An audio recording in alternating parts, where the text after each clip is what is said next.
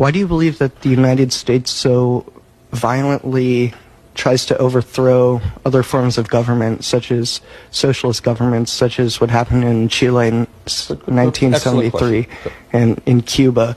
Why is the United States responding with such moneyed interest? Well, there's a lot of reasons. There's corporate interest, there's the military-industrial complex interest, there's the interest of America staying the most prosperous, so in which cases it is able to destabilize governments, and by destabilizing governments, they're able to essentially destabilize the people, therefore maintaining superiority over these countries.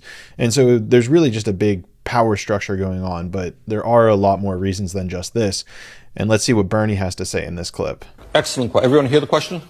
But if you check American history, sometimes the president will tell you, well, we are always defenders of freedom. We believe in freedom. But if you so much freedom that we have to deliver it as bombs. You check history, what you will find is that in many years, especially in Latin America, which way back from when President Monroe developed his Monroe Doctrine, we have the right to own Latin America, and we will tell any government there what we want to happen. That's the simple truth. So throughout our history, we have overthrown many, many governments. We didn't like their form of government. In the case of Chile, in 1973, what you had is an election in which a guy named Salvador Allende won the election. Problem is, Nixon and his friends didn't like him. Why?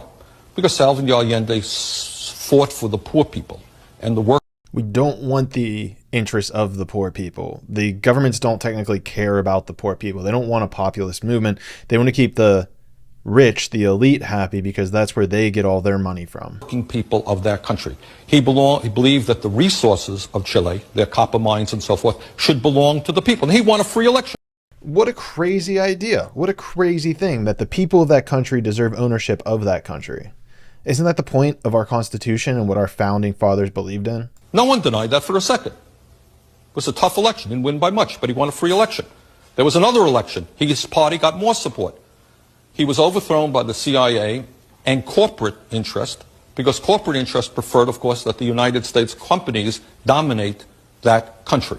And a lot of what politics is about, going way, way back to the 19th century, to England, France, is the domination of colonies so that big companies in a given country can take the resources of those countries for their own use. So I think that's what happened. Poor.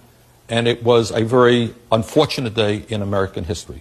And there is no shortage of examples where this has happened across the entire world. They won in a democratic election, was popular, was overthrown, and eventually killed. And in his place, a guy named General